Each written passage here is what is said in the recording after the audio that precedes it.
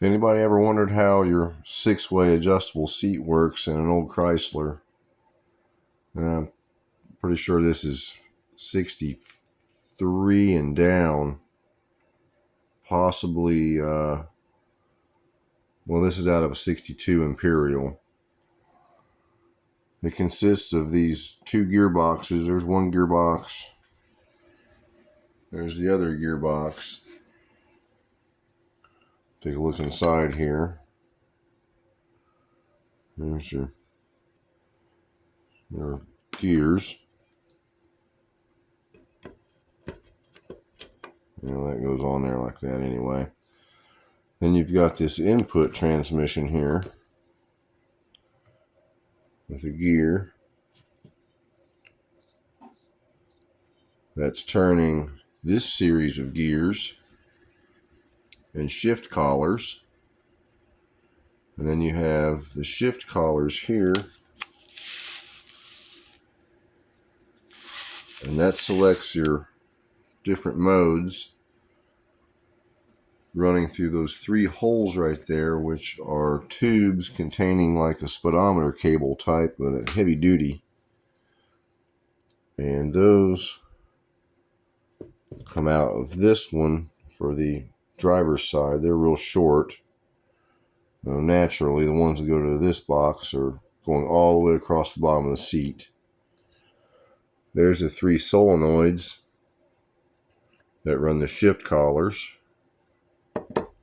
Wet, just washed all the rat crap off of it. Here's the other part of the gearbox with the transmission that contains the shift collars. And it runs to this giant autolite. I think that's a 4001 with a heavy duty relay, 3-wire motor, 1, 2, and 3. Only difference between this and the window motors on the car is if this slotted input shaft here that mates up with that rubber coupler. So basically, when you hit one way, you're shifting a solenoid to whichever mode you're wanting, and it's also applying the motor at the same time. Now, what to my amazement on this setup is the stuff that goes from these to the seat. And that's these enormous racks. I mean, they're huge.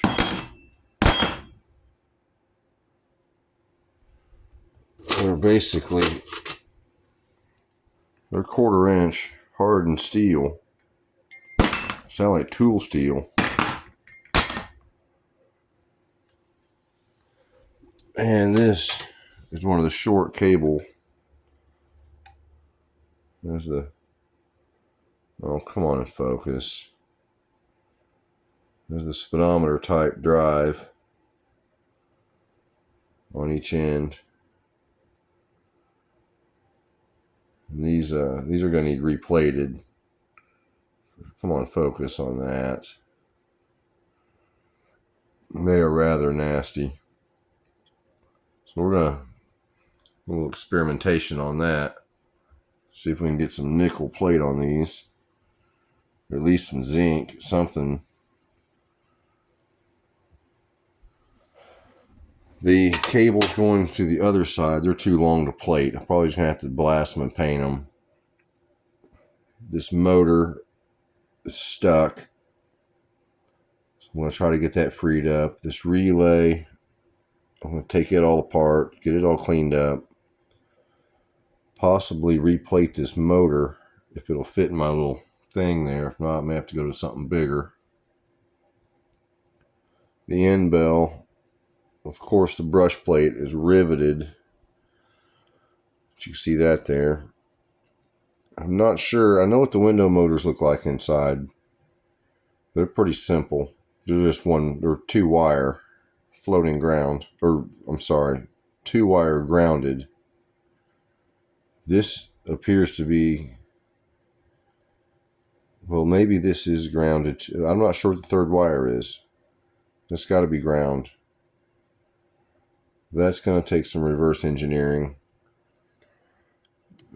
since it is 3-wire. I mean, the motor can only go one or two ways.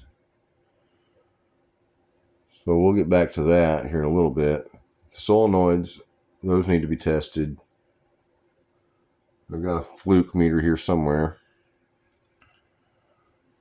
But as far as what I've got done so far is the two transmissions, or the pinion part of the seat rack, I guess is the technical term for this. Those are going to get replated, cleaned and replated.